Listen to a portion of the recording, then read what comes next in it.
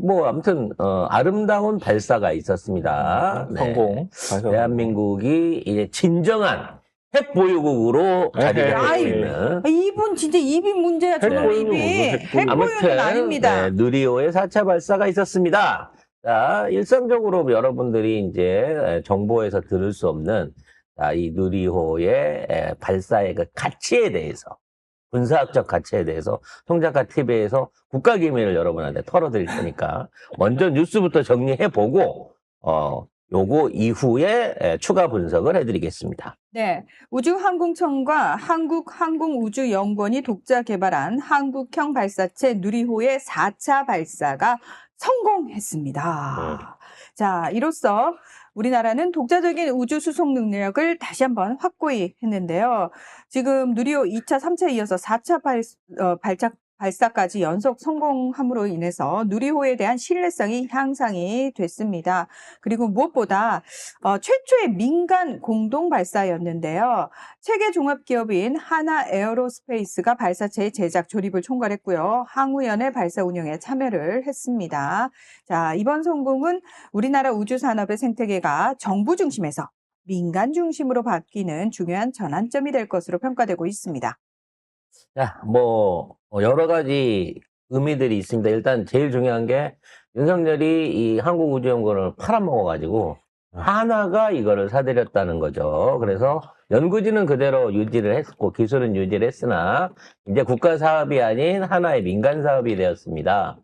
커피 얻어먹고 삥 뜯겼죠. 아니, 커피 그때 그렇죠. 얻어먹었잖아. 커피차 한번 돌리더니 커피차 한번 돌리고. 회사를 없애버렸죠. 그때 그 더운 여름날에 커피차 2대 돌려놓고 노고를 취한 다음에 회사를 없애버렸어요.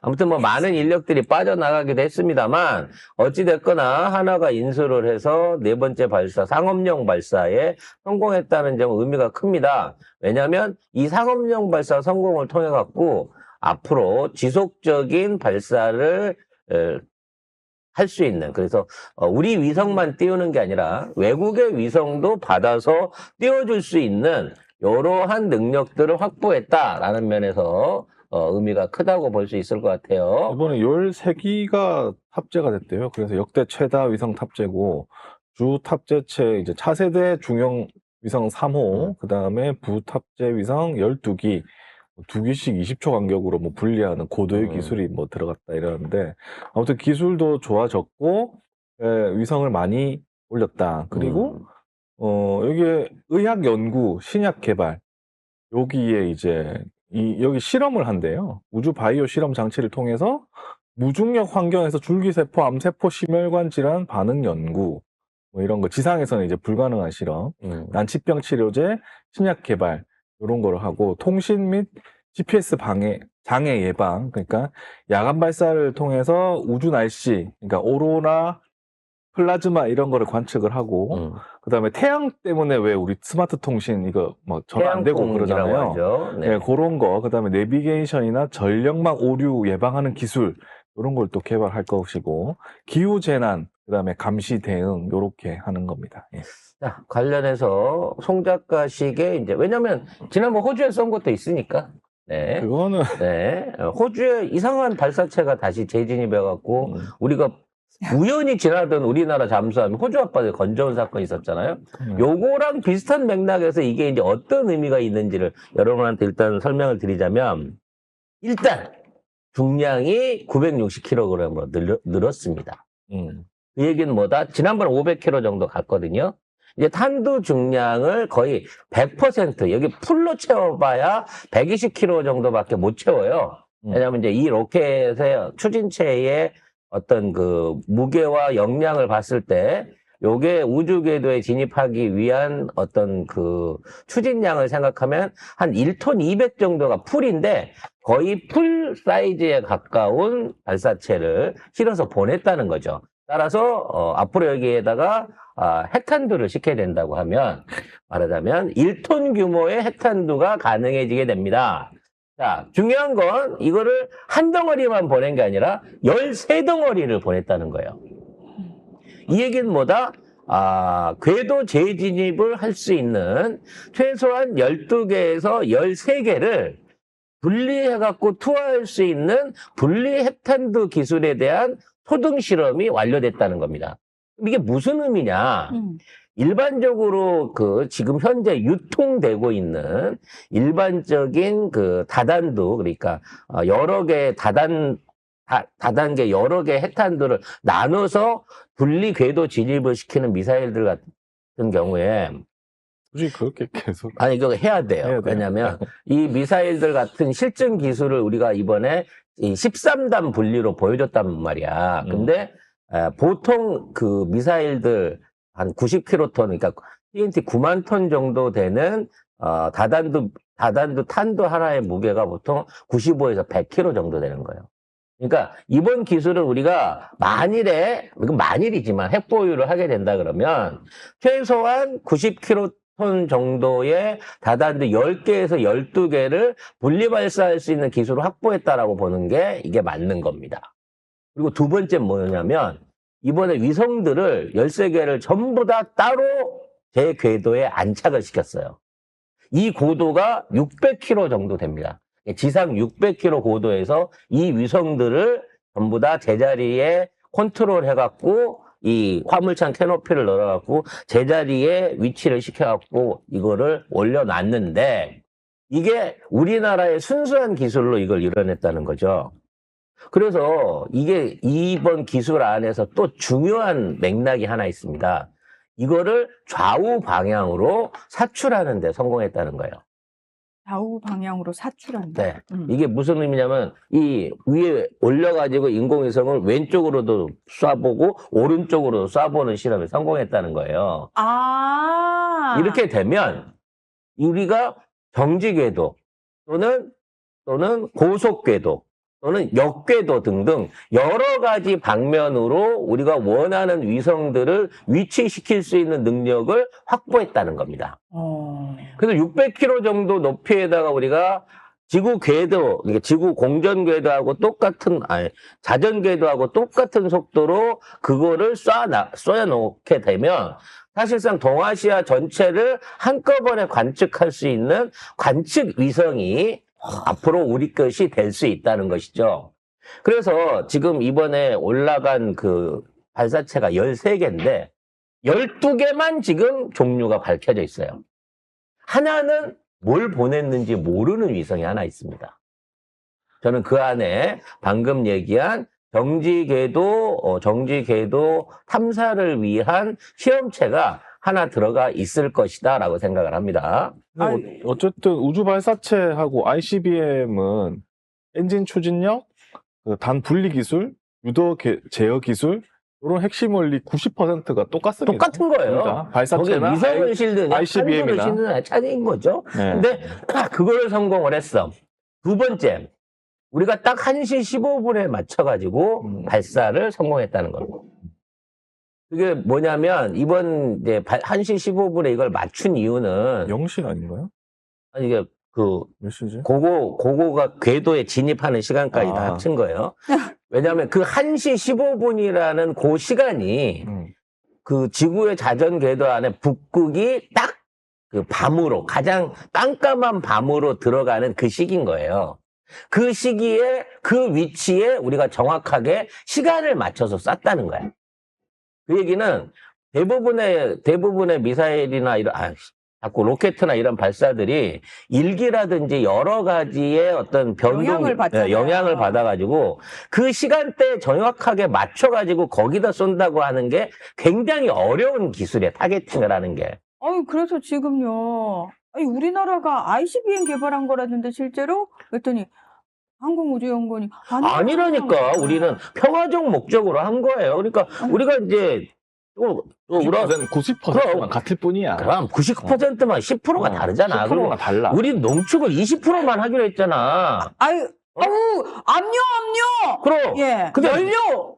연료 20%만 하기로 했어요. 근데 농축을 하다가 잠깐 기계를 안 끄는 걸 잊어버리고 나면 90%가 될 수도 있는 거기 때문에 네. 우리는 절대로 그 평화적인 목적 이외에 이번 근무자가- 발사를 한 게 아니에요. 근무자가 깜빡하고 못 끄고 가면 못 끄고 가면 다음날 왔을 때 어머 20%만 해야 되는데 90%가 돼버렸네? 이거 버리기도 아깝고 어떡하지? 해서 재활용할 수도 있겠죠. 근데 우리는 그럴 생각은 없다는 거지. 그건 당연한 겁니다. 그래서 요거를 갖다가 북극권에 우리가 원하는 시간에 맞춰가지고 거기다 위성을 통과시켰다는 거는 사실상의 시간적, 공간적 컨트롤, 이 로켓의 실질적인 컨트롤을 우리가 100% 할 수 있는 기술을 증빙했다는 거예요. 그리고 더 중요한 게 북극권을 통과했다는 거죠. 북극권을 통과한 건 왜 중요한 거죠? 북극권을 통과하면 북반부에 있는 어떠한 지역에라도 보낼 수가 있을 뿐더러 니마 그 말은 제발 입 밖에 내지 마오. 방어를 할 수 없는 무주공산을 통해 가지고 어디로든지 공격을 할 수 있는. 그러니까 이미 이제 호주는 한번 우리가 연습을 했잖아. 그러니까 호주는 이렇게 그거는 수직으로 이렇게 쏜 거거든. 실패한 거죠. 그러니까 실패해갖고 호주 앞바다에 떨어졌다. 우연히 우리 잠수함이 대한민국 잠수함이 우연히 거기 가 있었을 뿐이고. 그래서 우리가 다시는 호주 쪽으로 못하는 거 아니야? 그동안은 이게 종으로 쏜 거예요, 종으로. 근데 이번에 어디로 쐈다? 횡으로 쐈다는 거야, 북극 위쪽으로. 따라서 우리는 종횡으로 이 미사일들을 아니지. 뭐, 아무튼, 종횡으로 다 쏠 수 있고 컨트롤이 가능하다라고 하는 거를 증빙을 했다는 거죠. 그래서 미국 입장에서는, 이것들 봐라. 농축 얘기 끝나자마자 벌써 북반부 꼭대기로 ICBM 연습체를 쏘네? 요렇게 생각할 수 있는 수준으로 간다는 거죠. 이것만 있어도 뭐 억지력이 강화된다 이런 얘기도 있네요. 네, 그래서 이 기술을 보유한 것만으로 우리가 위성 강국으로 갈 수 있는 또 상업용 위성을 우리 마음대로 쏠 수 있는 기술력 확보도 되지만 실전적인 ICBM 발사 능력을 완벽하게 획득했다라고 봐도 될 정도라는 거야. 왜? 이 안에서 위성 사출하는 방향 훈련까지도 다 마무리를 지었기 때문에. 그래서 북한도 뭐 어떤 형태로든 자기들도 핵 보유국이고 다탄도로 날아갈 수 있는 미사일을 갖췄다고 하지만 지금 우리가 보여준 이 정도의 정밀한 타격과 정밀한 컨트롤은 현재 북한은 수행하지 못하고 있어요. 가장 결정적인 캐노피, 즉 요거를 나중에 우주에서 재진입을 시킬 때 탄두를 보호하고 어찌됐거나 그게 목표 지점에 떨어뜨리게 하는 기술도 아직 북한은 확보했는지 안 했는지를 알 수 없고 그냥 로켓가 장거리로 간다는 것 뿐이야. 근데 그것도 눈먼 로켓이라 어느 방향으로 어떻게 날아갈지를 정확하게 컨트롤할 수 없는데 우리는 그걸 다 컨트롤할 수 있는 기술까지도 이번에 확실하게 보여줬다는 면에서 이거는 아는 군사 전문가들 입장에서는 진짜 대한민국이 핵은 없지만 ICBM이다. 네, 농축은 안 하고 있지만 ICBM을 언제든지 활용할 수 있는 군사력과 기술력을 증명했다라고 봐도 된다는 것이죠. 아무튼 13개를 보냈는데 왜 12개만 종류가 나왔을까? 나머지 1개는 뭐를 하고 있을까에 대한 믿음은 국가 기밀이니까 우리가 갖지 말자고요. 그냥 12개만 생각하세요. 하지만 그 나머지 비밀의 1개 위성이 앞으로 어떤 역할을 하는지에 따라서 그 다음 발사가 많이 기대가 된다. 그때는 우리의 수건인 한반도 주변 지역을 24시간 감시가 가능한 중고도 정지 위성을 가질 수 있게 되는 게 아니냐라는 생각이 들고요. 또 중간에 저희가 그 발사체 보신 분들은 알겠지만 1, 2단 분리 과정에서 엄청나게 큰 불꽃을 이렇게 올려냈어요. 네. 이거는 매우 이례적인 현상 내지는 상황으로 보고 있습니다. 그래서 1단 추진체 로켓 말고 2단 추진체 로켓의 부스터가 개량된 게 아니냐. 그래서 사거리를 이보다 훨씬 더 많이 보낼 수 있는데 이거를 줄이기 위해서 우리가 연료량을 조절한 게 아니냐라는 의심을 사고 있습니다. 그래서 우리나라의 그 2차 탄두 발사 기술에 대한 역량 그리고 와. 이 로켓의 이 실제적인 추진력이 우리가 알고 있는 것보다 훨씬 강할 수 있다라고 하는 의혹이 현재 생각보다 훨씬 더 제기가 되고 불꽃이 있습니다. 너무 큰데? 어마무시해. 네. 그래서 뭐 현재 제일 강한 게 뭐 테슬라의 팔콘 엔진이라고 하는데 그에 못지않은 엔진 추력을 지금 우리가 확보한 게 아니냐라고 하는 전문가들의 의심을 사고 있습니다. 근데 아마 전 세계 우주과학자들이 이 장면을 실시간으로 다 보고 있었을 것 같아요. 왜냐면 그러면서 다 파악이 끝났겠죠? 그리고 우리나라가 이제 극초음속 여기 순항 미사일을 만들어서 발사해갖고 실험체에 관련된 저기를 했잖아요. 네. 시험을 했잖아요. 이번에 세상에 그 동영상을 갖고 가갖고 저기 두바이에서 틀어줬더라고 또 로템이 생각 없이 그래갖고 지금 우리가 미사일에 자꾸 로켓 발사 이 추진체 노즐 기술을 사실은 한국우주연구원만 하는 걸로 알고 있었거든요. 현대 로템이 로켓 엔진을 개발을 했어요. 아무도 모르게실이. 그래서 그걸 극초음속 실험까지 끝냈대. 그러니까 독점돼 있던 기술이 지금 한화로도 가고 현대로도 간 것 같아 이게. 회사가 어느 정도 분리가 된 것 같아요. 근데 이 극초음속 부스터 기술이 이번에 현대가 그 두바이에서 발표한 걸 보면 대부분 생각할 때 이게 이제 궤도 위로 날아가 갖고 마하 6을 찍고 난 다음에 그 다음에는 자유낙하를 통해 가지고 속도를 붙이는데 우리나라 극초음속 미사일은 하강 과정 중에 재부팅을 해갖고 재부스트를 해가지고 떨어지는 과정에 속도를 더 높여가지고 마하 10에서 15 이상을 내는 그런 기술을 확보한 것 같아. 즉, 이 극초음속 발사체를 만들어냈는데 그 노즐이 한 번 쓰고 끝나는 게 아니라 2번 쓸 수 있도록 그러니까 이중 연소를 할 수 있도록 우리나라 미사일들이 세계 최초로 그 기술을 획득했다고 하는데 거기에 들어간 기술 일부가 이번 누리호 안에서 응용된 게 아니냐라고 하는 의심도 받고 있습니다. 도대체 우리나라에 어떤 외계인이 잡혀 있길래 이렇게 순식간에 기술을 막 이렇게 개발을 해내고 세계 최초의 기술들을 이렇게 만들어내는 건지 이해가 안 돼요, 진짜. 이걸 지금까지 안 밝히고 있었다는 게 정말 이해가 안 됩니다. 그래서 안 아마 밝히고 있는 게 이거밖에 없을까요? 그러니까 앞으로 별의별 게 다 했을 것 같아요. 그래서 이와 관련한 국뽕찬 뉴스들이 계속 흘러나오고 있고요. 정치권도 그렇고 세계 군사 전문가들이나 또는 우주과학 전문가들이 이번에 이 발사 장면을 보고 굉장히 큰 충격을 받았다. 분석에 들어갔다. 이런 얘기들이 앞으로 계속 나오게 될 겁니다.